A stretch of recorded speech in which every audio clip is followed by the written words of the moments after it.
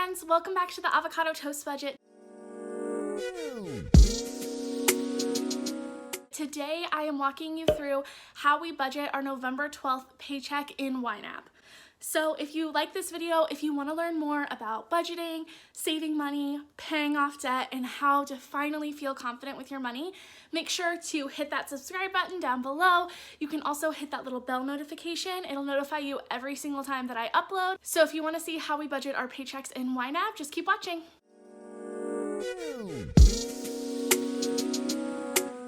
Okay, so the first thing that we have to do is enter our paycheck into YNAB. So this is our joint account, and then it is going straight into our joint checking. So I'm going to click add transaction. This week Liz is getting paid. It's gonna go into to be budgeted.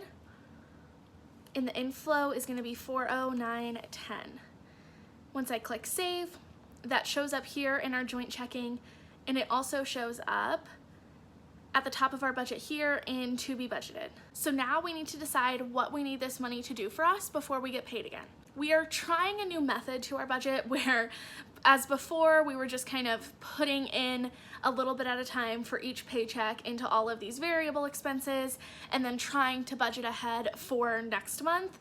But we're trying to set up goals for these variable expenses, especially things like groceries and eating out, and sticking to those goals. So for now, I'm gonna hold off on adding anything else in November. You can see for everything else, it is green, or this is yellow because we already paid this. And then in whoops, we went ahead and actually used this to cover overspending in our furniture category. So that's why this is yellow. But since we have already technically used this money that we budgeted in here by using it to cover some overspending when we bought some stuff from IKEA, I don't want to add anything else to that. And then the rest of these categories are fully funded for now. So I am actually going to go click over to December. For December, you'll see a lot of yellow, and this is because on all of our fixed expenses, most of our variable expenses, and our sinking funds, we have goals set up. The reason that we do this is because it makes it so quick and easy for us to budget in YNAB. So for our fixed expenses, the goals that we have set up are monthly spending goals. If we click on, for example, rent over here and click edit goal, we have this goal amount here. It's a needed for spending goal every single month. So once I click save goal, YNAB is smart and it knows that in order to pay rent, we need this $850 here. So we already have $258.52. So if we scroll over here, you'll see that it's telling us that we need $596.48 left in that budget before the first of the month in order to be able to afford to pay rent. That is the same for all of the rest of these goals for our fixed expenses, and it's very similar for the rest of our goals in YNAB. For our variable expenses, we have a goal of $600 every month for groceries. We're trying to stick within that budget. So if you scroll over here, you'll see it's telling us that we are underfunded by $600 because this month we haven't budgeted anything in groceries. Even though it says that there's $207 in there, that is because that's what's left over from last month that we haven't spent yet.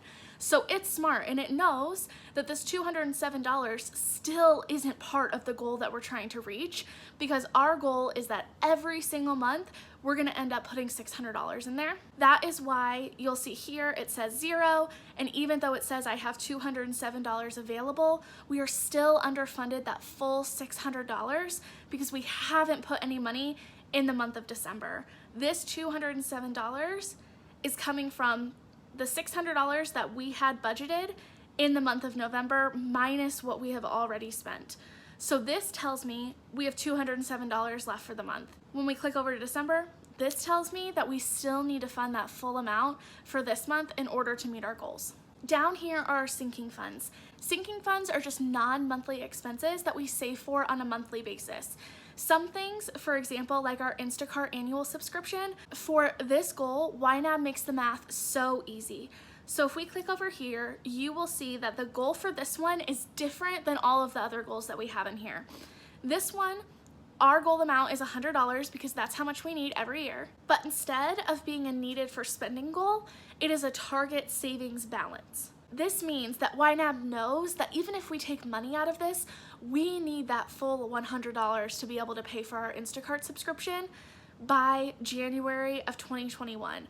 So it does the math for us. When we click save this goal and I scroll up to underfunded, it is telling me that since I started this goal, I need to save $8.75 every single month in order to have that $100 by the time we need to pay that bill.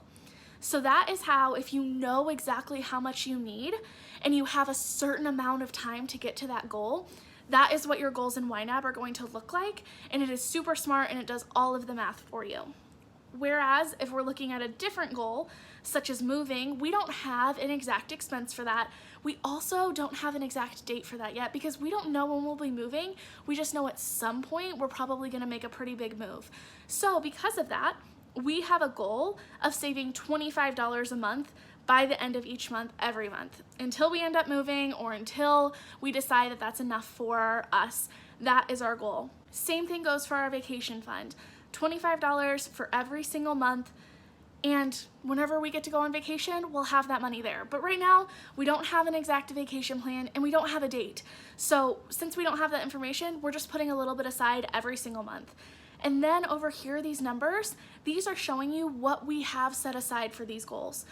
So for example, for our cats, we have an emergency or a vet sinking fund. Right now we have about $60 saved up in there. For vacation, we have $1,000. For moving, we have $550, so on and so forth. So this tells us that this money here is how much we have set aside between our checking and our savings accounts to go towards these specific goals. That way, instead of looking at our budget and saying, oh wow, we have almost $3,000 available, we can go ahead and spend more money on eating out or spend more money on groceries. We don't look at this amount. Instead, we consult our budget and consult what we have available for the month. So now that we've explained our budget to you, I'm gonna go ahead and do the really quick, boring, and easy part of our budget. Since we have all of these goals set up, it is very easy for us to decide what we want this money to do for us. So in this example, we don't quite have enough to fund our rent, but I'm going to go ahead and add 200 of the 409 into this rent category. So now it'll show us we need $396.48 in order to be able to afford rent on the 1st of December. Amazon Prime, I can come over here, click underfunded, and it's gonna put that $7 here. It's taking all of this money from our to be budgeted, and then I can go down the list. For T-Mobile, I can look and see that we have enough to cover that. So I will click this one. We have enough to cover our Ring subscription, our Pets Best, pet insurance bills, and now we have $34.10 left. That doesn't leave us with enough to cover our DTE bill. So instead, I'm actually just gonna go back up to rent and put this little bit extra up at rent. Now our to be budget is $0, and we have officially given every single dollar a job. And that is how we budget our paycheck in YNAB. Leave a comment down below. Let me know what budgeting method that you use, and please don't forget, if you enjoyed this video, if you found it helpful, to hit that subscribe button down below and hit that little bell notification. That way you get notified every single time that I upload, and I will see you guys next week. Bye.